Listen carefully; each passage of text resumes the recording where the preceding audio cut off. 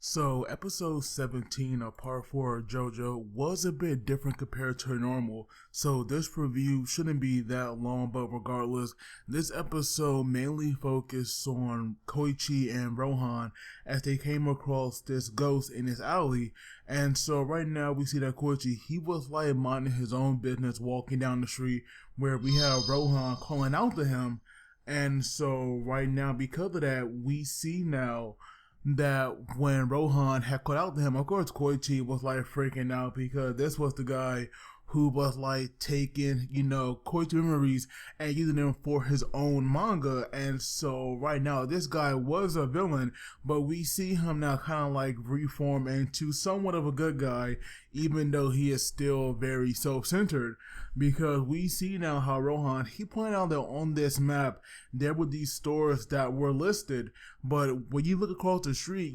something was like definitely wrong here, because we see now that there was this alley that was like not marked on the map, and apparently where you like call out these faults, you actually get rewarded from it.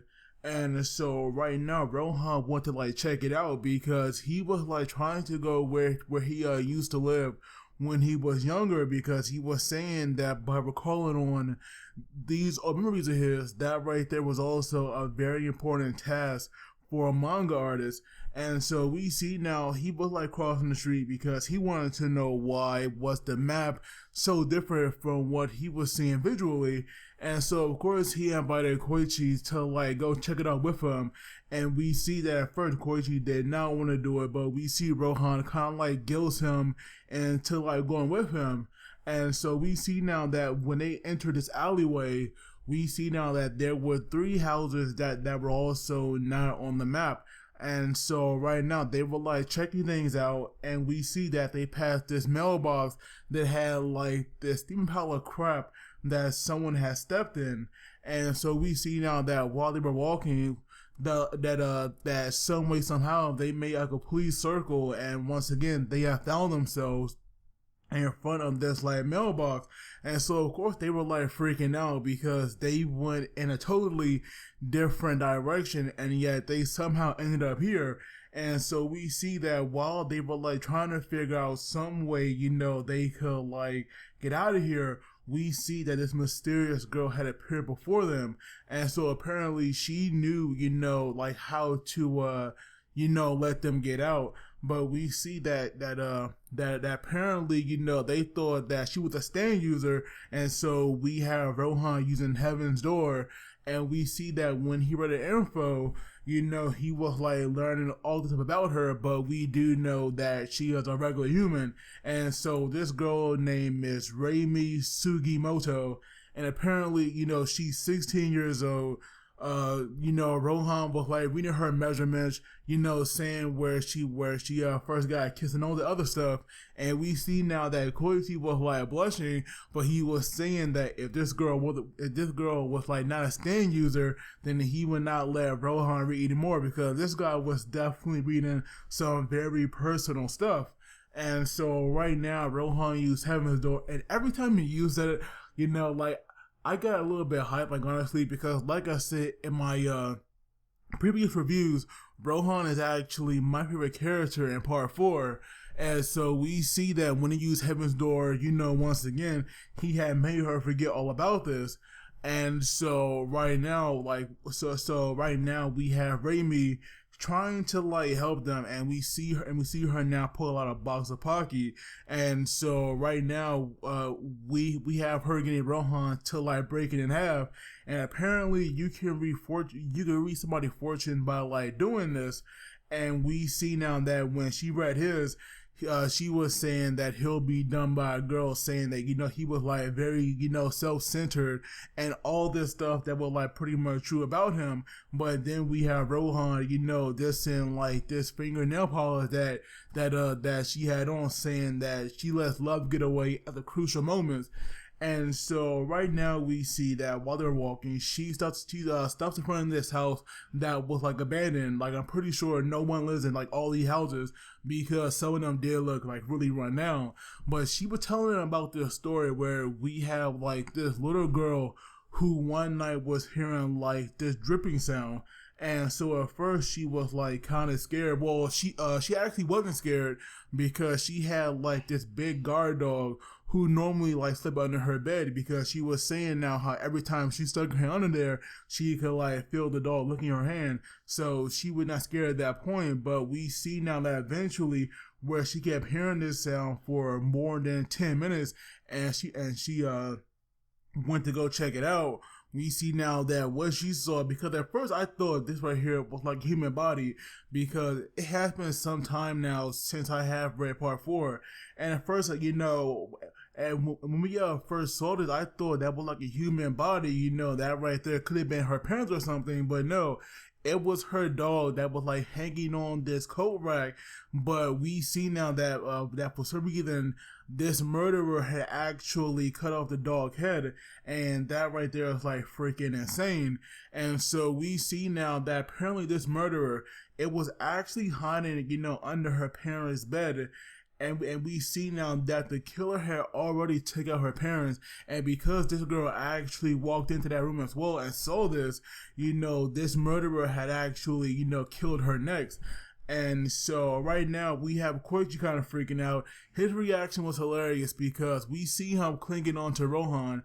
And so right now, she was saying that, that right there was like payback for dissing her nail polish. But then we have Rohan hearing the dripping sound, and when he turns around to see what it was, all you see is like this dog, and we see like this long gash, around his neck, because part of it was missing, and all you could see was like this blood, the chest falling on the ground, and that right there was like so messed up. I freaking love animals. I am a dog person, and just seeing that right there, man, that was just painful to see. And so we learn now how this girl, Reimi, she's actually a ghost who's been trapped here for like 15 years apparently. And so right now, this alleyway that they're trapped in and can't seem to get out of, that right there is a border between the world and the living and the afterlife. And so right now, she was saying how she has seen, many people actually get stuck here, but Rohan and Koichi are the first one who she could talk to, so normally about this. And we see now that, like at first they were like freaking out. We even see, like for instance, we have Koichi, like 2 times trying to use echoes to actually like check out what was going on. Like the first time he used it, very, very early on in the episode, he actually felt something touching him. But then the second time where he did it, we learned now that apparently Koichi was the one who had went in the air. And so that right there was like kind of trippy. And so, of course, we have a character thinking that this right here might be like some kind of evil spirit or a visual ghost, but they could not be more wrong. All she wanted was for someone to like hear her story and possibly do something about this, because this murderer is apparently, still living in this city because he actually blended in. And so right now she actually showed, she was claiming that the murders were like still going on. And we see now that when Rohan and Koichi like wanted proof of this, like we do learn that these spirits, these victims, they do pass this alley, and all of them have a very, like similar scar or wound like she has, and we can't see it, but according to Koichi, it's a very deep and long wound. And so obviously you could tell from their reaction that it was like pretty bad. And I do wonder, like why we couldn't see it, because that right there could help us connect to the character even more. But apparently she does not really like want them to even go after the murderer. She just wants them to like, report it to police or something. But regardless, now they do feel like they can help her some way, because they have definitely going to talk to her in like this very short amount of time, because you can tell that like she really loved this city, and the fact that like some murderer is now living there, practically poisoning it from the inside out, like ruining like this beautiful city. She cannot stand to see that.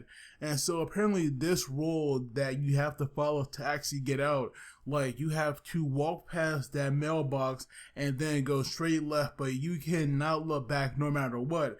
And we see now that when Rohan and Koichi, were like doing that when they were walking, like, we saw like this blue streak go past them, and then we see now how some kind of like monstrous black like ooze or gas, whatever, was like following behind them. And we even see now that this mass or whatever, it was kind of taking like a physical form, because we saw that it was like dripping saliva on the back of like Koichi's head and neck, and that was like kind of nasty, because they still couldn't look back.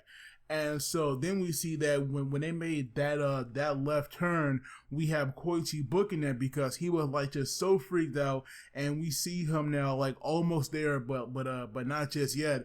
And then we hear like the voice of Reimi saying that that it was okay, he could turn around, but that right there was a ploy by the entity that was like trying to keep them trapped in there. And we see now that when you like turn around, all you see is like all these arms just reaching out trying to grab him. And we see that these arms also pull echoes out of Koichi as well. So that right there was definitely a very serious situation right there. But then we have Rohan saving the day, because he used Heaven Door to make Koichi unable to see, but also get blasted back. And we see him now go flying out the alleyway. And so of course Rohan, who never looked back, joined him as well. And so apparently, where they had left that border, like, we see that alleyway had like disappeared, and we see that that it was definitely going along with the map now. And so even though she was like bound to this city or the alley, she can definitely appear a little bit out of it, because we saw her like standing in front of like we saw her standing in front of a door, but she was like fading away. But she was saying now, if they want to like come talk to her, then they could come back anytime, because obviously they know how to escape. And of course they forget, she can always help them, because for a ghost, she is definitely now an ally, and both of them do feel like some kind of urge to like help her. And so then we go to Rohan, who actually did some like research on his own, and we see now that he came across this family grave. And then we have this monk coming to him, and this monk apparently like knows him. And so right now from this guy, we learn that Reimi's family and Rohan, they were actually pretty close. And on the night that this murder actually went down, where Rohan was like 4 years old, he actually stayed the night over Reimi's house.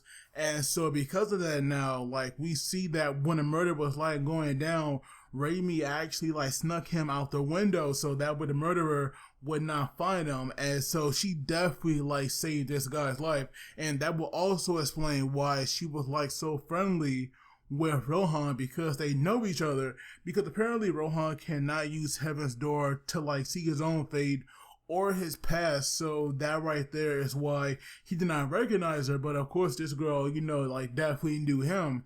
And so just seeing like that scene where we have like Reimi and like this holy light, because Rohan has realized that this right here is someone who like saved him and protecting him, from like dying. He is definitely, now feeling more determined than ever to possibly pay her back, because he definitely owes her a big one.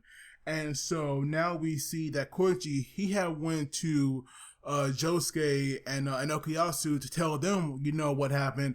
And we see now that Okuyasu has fallen for Reimi immediately, because he was saying how he wished that he was born like 15 years earlier, because he would think that maybe he would like have a chance with her, back when like she was alive. But we see now that Koichi really wants to do something about this. And so we have Josuke, saying that if they tell, Joseph and Jotaro about this guy, he would ask if he would like if this guy was a stand user, because obviously they don't know that, because this right here could be, just some random human who is somehow like really good at killing, because he's been doing this for like 15 years now. But regardless, like we see that the Josuke, he wants to like go by the book where they lead us to the police to like find him, but Koichi does not want that. He wants them all to do something themselves. And we see that while he was like lost in thought, there was like this white car who almost hit him, but thank God for Josuke because he actually pulled him back. And so we see now that they obviously apologize to this guy because that right there was his fault. And we see now that when this man had like drove off, we hear him talking to someone, but we cannot see who it is. All we saw was like some woman's hand. And so we see now that when this guy went to his home, and we see or we learn that his name is Kira because that right there was what was on the home plates. Like, we see now that this guy, which is talking to this woman's arm, and he's treating us like this woman is like really there, like she can talk back, kind of like he's crazy, but this guy is definitely more sick and twisted than that. And we even see that this arm is like somewhat fresh because we see that it was like still dripping blood where she like made her clean up. And then we have him, taking it inside saying, like, let's go make dinner. And what was your best dish? So clearly something is definitely wrong with this Kira guy, but at the same time, you definitely know that they are like showing him for a reason. So I'm pretty sure everybody I'm pretty sure everybody knows that we are definitely not done seeing this Kira guy because a few times in this show so far, we have like seen some woman's hand. And obviously that right there is the same one that we been seeing, and we know now that this Kira guy is the one who's been like controlling it. So obviously obviously this guy will play like some kind of role in the series, especially with us, now seeing him thanks to this episode. But overall, this episode, it was definitely good. Obviously, this episode was like a lot more laid back, so to say, compared to the rest because there was like no big baddie to take down for the week. But of course, let me know what you guys thought. Don't forget to like and subscribe. It really helps me out. And as always, you guys take it easy. I will see you all next time.